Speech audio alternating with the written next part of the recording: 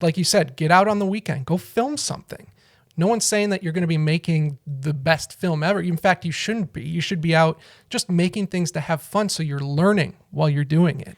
I think making art or making video, I guess, whatever way you want to put it, is it's a skill, and it depends. Like some days it's a skill, some days it's more of a release, an artistic release of just getting to play, get the equipment, get it calibrated, get it right, get out there and play.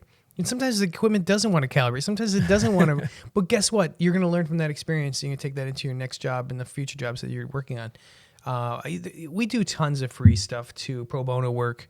I used to do the 48-hour Film Fest here in Madison, which is a national or international company. But in Madison, it's a lot of fun because you get your creative people together. You've got 48 hours to come up with a story from front to back. Write it, cast it, shoot it. And the thing with something like that, where really anybody can enter it, anybody can be a part of it.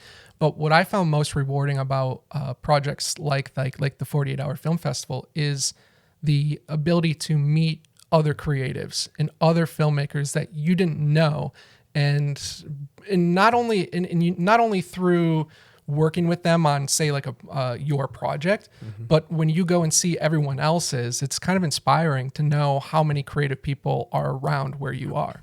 Absolutely. And you get to look at, I will often sit down and watch the title screens at the end, or maybe not title, the credits. Right. But I will sit there and look at who shot this, who lit this, all that kind of stuff. Because, and sometimes it's about who wrote it. Because sometimes these scripts that, maybe the video doesn't look perfect, like lighting wise or camera wise, but the idea of the script is amazing. And that's always, it always hits home to me. And I think it hits home to most of the audiences that are going to the 48-hour Film Fest viewings.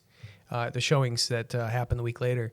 But yeah, I think getting out and going back to doing like free stuff, I think, I've done, the other thing I think of is working on my brother's fantasy football convention where he doesn't doing video work and photography. And it's where all these football players and these, NFL, NBA, and then now he's doing the sports con. It's morphed into sports con. And so we drive down to Dallas, me and a few people that want to donate some time, and we go down to Dallas and we shoot video of this event, and there are no rules. There really are no rules as to where we can go, what we can do. And so it's a completely different beast. It's a completely different project where we can go in there with Movies, with gimbals, handheld cameras, you name it. You're shooting a variety of content. Exactly. Yeah. We're shooting press conferences. We're shooting. This year they had flag football game. Where Adrian Peterson and Ezekiel Elliott were the referees.